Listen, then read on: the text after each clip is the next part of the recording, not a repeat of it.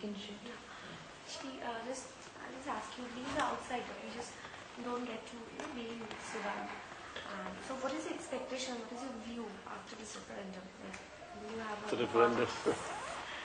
Yeah, the referendum, yes, it's supposed to be on the 9th of January. Theoretically, excuse me, theoretically it is, we should say that the chance is 50-50, you know.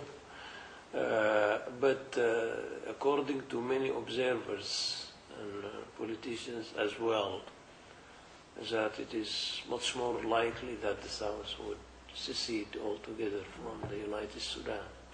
This is the expectations, at least of today, that it is most likely that the South would be, because the contrary to the letters of the comprehensive peace agreement, which we call it CPA,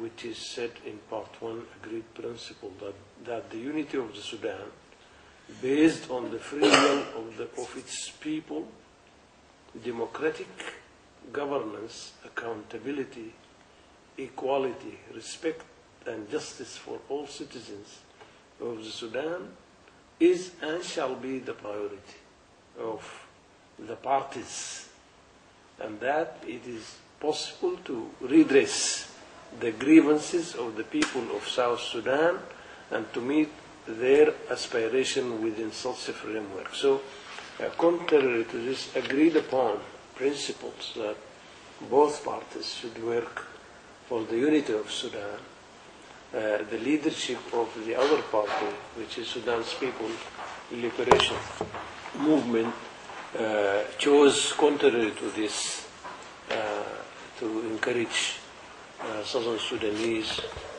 to vote for secession. It is unfortunate development. According to the government, this is also in the contrary of the spirit as well as of the letter of the comprehensive peace agreement, which both parties signed. That would be the case. But both sides, the bottom line now is that both sides are very committed and determined to make it a safe and peaceful kind of divorce between the two parts of the country, and to try their best to maintain good neighboring countries rather than to resume any kind of conflict or fight, because both parts of the country suffered a great deal, most of our independent history, from war. So the two parties now are working to resolve the outstanding and pending issues, which includes Aabc area, the demarcation of the borders between the north and the south, and some other issues. So it is not in the interest of either the south or the north to resume war again, for so many reasons. One of the major reasons that is the oil is a very important issue for the south and the north as well. About 70% of the current production of the oil is coming from southern fields in southern Sudan. But 100% of the facilities are in the north,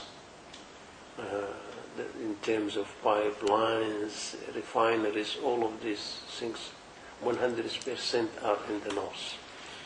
And on the other hand, the south depends more than 90% of the revenues of the oil.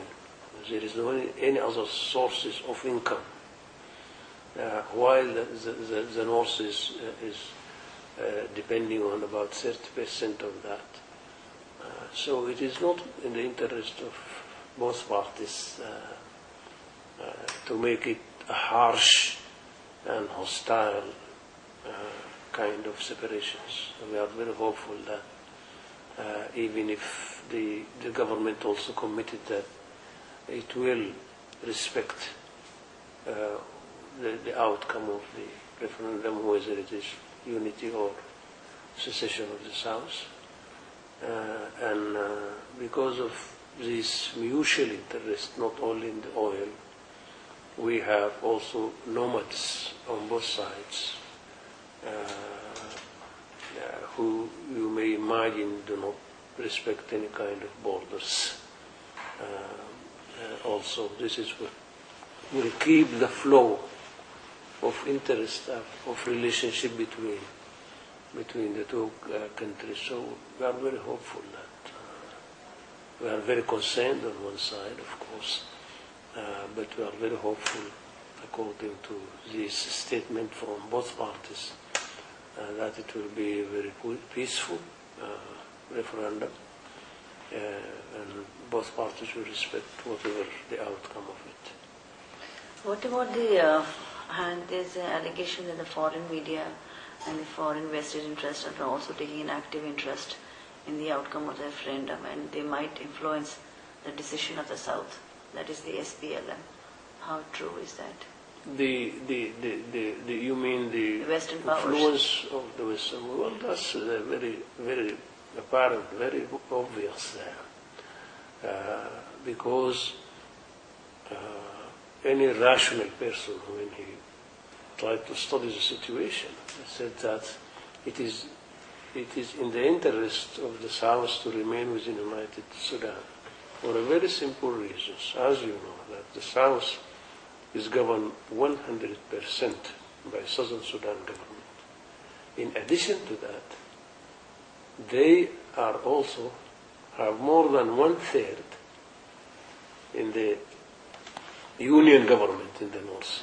So their share in power in the north is about 34%. 34%. Okay.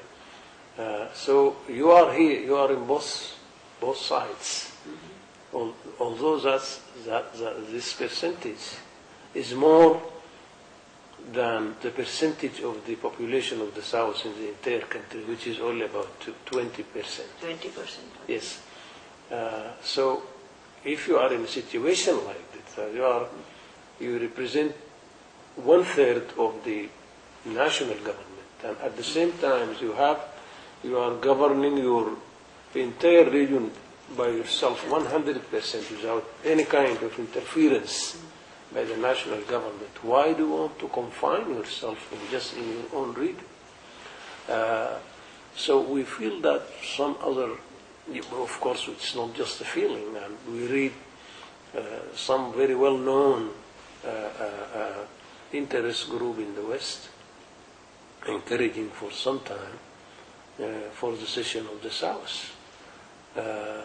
So we hope that should not aggravate the situation. That should not make this secession a hostile one, because both sides, people on the both sides will suffer a great deal. You know that this rebellion movement started in the South even before our independence, in August 1955. We got our independence in 1st January 1956. So about 5 months before we gained our independence, this rebellion movement in the South started all the way up to 1972. In 1972, we signed an agreement, a very famous one, Addis Ababa agreement between the North and the South, which gave us peace for only 10 years. Okay, and then again in May 1983, this rebellion started again up to 2005. And this has crippled the entire country for development. Sudan is one of the richest countries in the world, not in Africa, in the world. Okay. People, it is not interest. I think we hope that the leadership of the SPLM will realize that this secession, if it happens, should be in the interest of the regular people in the South. They badly need health care and education, in infrastructures, because the South is virtually has no infrastructure at all, even Yes. in the capital city, Juba itself. But answering your question, it is very obvious that there are some hostile circles outside the country do not have any interest in having a very stable country in this country, which is, as you know, awash of all kind of minerals, of fresh waters, of fertile lands, all of these things. So we count a lot on the leadership on the both sides of this conflict to try to mitigate at least the external influences on the situation there. As you spoke about oil, what will happen to the giving to the many oil companies? Because we also got some Indian oil companies over there, ONGC and all, after if South Sudan get departed. What is that, the impact on neighboring countries? Yeah. The Well, yes, this is, most of the African countries are very concerned about, because this will be the first incident. You know that when the European powers colonized the African continent, on this basis, on first come, first served. I mean, so regardless of the social fabric of the continent, because in most of African countries you will find the different ethnic group is split in more than one country, sometimes in 3-4 countries. The same tribes is in this country, in that country. So we have some kind of mosaic social fabric in across Africa. borders. Yes, across the borders. And this is so the founding fathers of the African Unity Organizations, which is replaced now by the African Union, put as one of their